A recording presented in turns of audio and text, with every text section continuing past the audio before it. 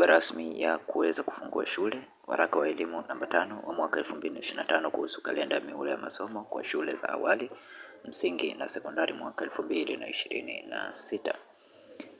Ratiba ya masomo itaanza tarehe 6 mwezi wa 7 2026, muhula wa pili kwa mwaka 2026 ni siku ya kufungua shule, lakini likizo fupi kufunga ni tarehe 4 mwezi wa 9 2026 na kufungua tarehe 14 mwezi wa 9 2026 na kufunga muhula wa pili ni tarehe 4 mwezi wa 12 2026.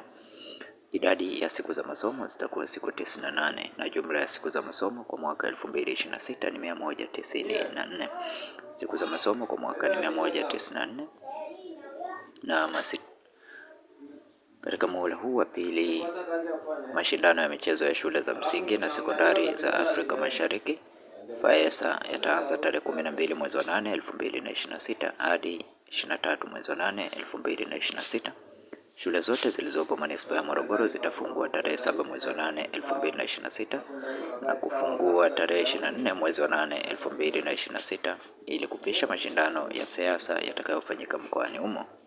Hivyo shule zitafunguliwa wakati wa likizo fupi ya mwezi Septemba 2026.